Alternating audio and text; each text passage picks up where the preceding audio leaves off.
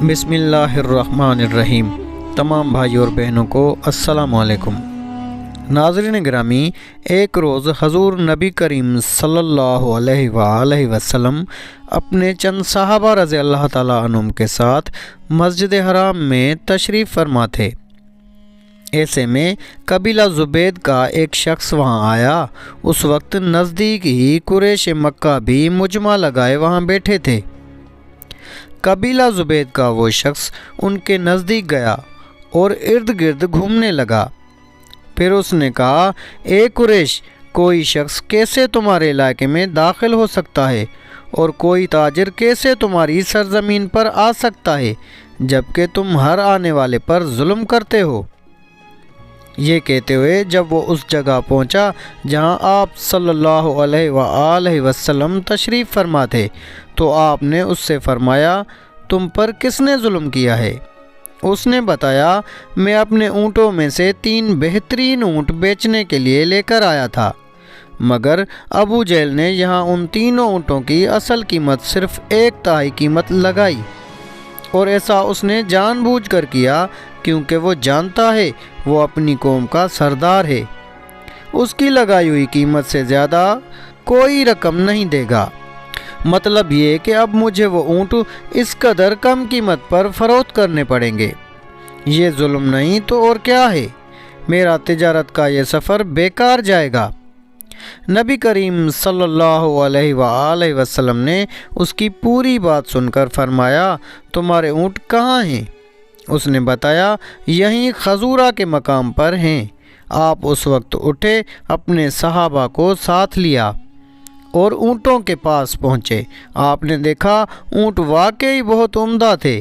آپ نے اس سے ان کا بھاؤ کیا اور آخر خوش دلی سے سودا طے ہو گیا۔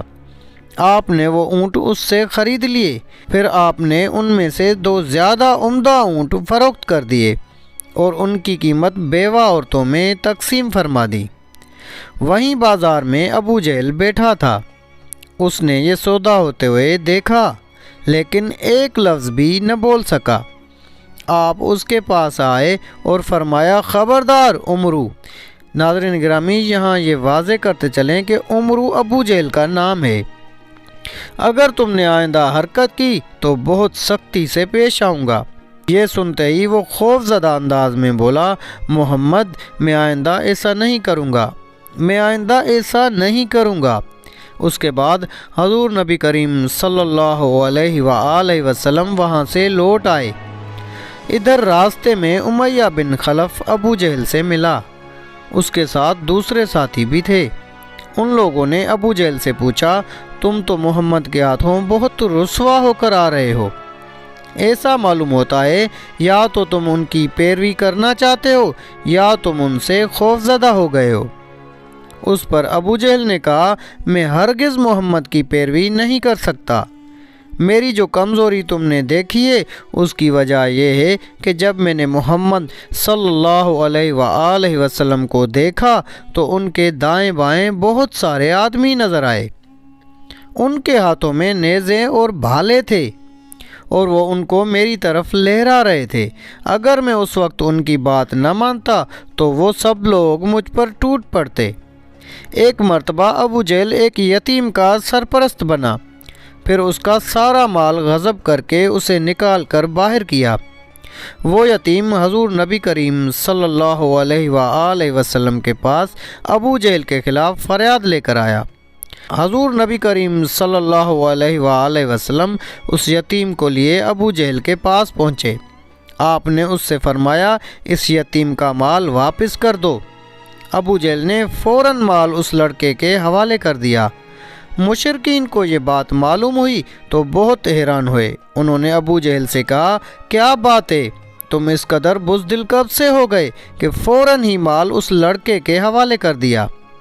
اس پر اس نے کہا، تمہیں نہیں معلوم محمد صلی اللہ علیہ وآلہ وسلم کے دائیں بائیں مجھے بہت خوفناک ہتھیار نظر آئے تھے۔ میں ان سے ڈر گیا۔ اگر میں اس یتیم کا مال نہ لوٹاتا تو وہ ان ہتھیاروں سے مجھے مار ڈالتے۔ ایک مرتبہ قبیلہ خشم کی ایک شاخ اراشا تھی۔ اس کے ایک شخص سے ابو جہل نے کچھ اونٹ خریدے۔ لیکن قیمت ادا نہ کی۔ اس نے قریش کے لوگوں سے فریاد کی۔ ان لوگوں نے حضور نبی کریم صلی اللہ علیہ وآلہ وسلم کا مذاق اڑانے کا پروگرام بنا لیا۔ انہوں نے اس اراشی سے کہا تم محمد کے پاس جا کر فریاد کرو۔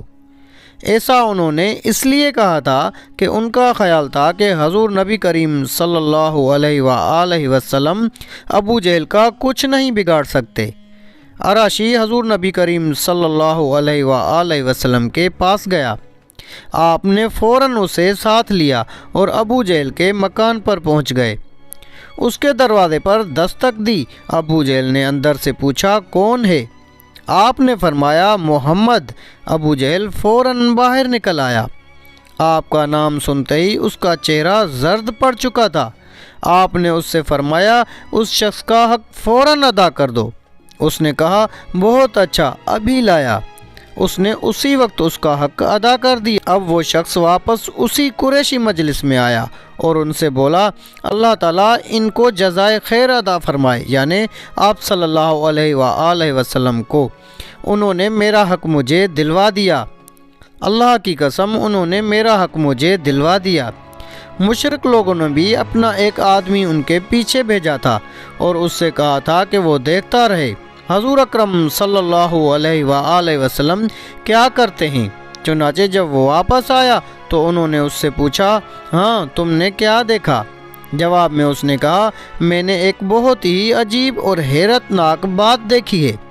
اللہ کی قسم محمد نے جیسے ہی اس کے دروازے پر دستک دی تو وہ فوراً اسی حالت میں باہر نکل آیا، گویا اس کا چہرہ بالکل بے جان اور زرد ہو رہا تھا۔ محمد نے اس سے کہا کہ اس کا حق ادا کر دو۔ وہ بولا بہت اچھا۔ یہ کہہ کر وہ اندر گیا اور اسی وقت اس کا حق لا کر دے دیا۔ قریشی سردار یہ سارا واقعہ سن کر بہت حیران ہوئے۔ اب انہوں نے ابو جہل سے کہا تمہیں شرم نہیں آتی؟ جو حرکت تم نے کی ایسی تو ہم نے کبھی نہیں دیکھی۔ جواب میں اس نے کہا تمہیں کیا پتہ؟ جو ہی محمد نے میرے دروازے پر دستک دی اور میں نے ان کی آواز سنی تو میرا دل خوف اور دہشت سے بھر گیا۔ پھر میں باہر آیا تو میں نے دیکھا کہ ایک بہت قداور اونٹ میرے سر پر کھڑا ہے۔ میں نے آج تک اتنا بڑا اونٹ کبھی نہیں دیکھا۔ اگر میں ان کی بات ماننے سے انکار کر دیتا تو وہ اونٹ مجھے کھا لیتا۔ تو ناظرین گرامی یہ تھا حضور پاک صلی اللہ علیہ وآلہ وسلم کا مظلوموں کو حق دلوانے کا واقعہ۔ امید ہے آپ کو ہماری آج کی ویڈیو اچھی لگی ہوگی۔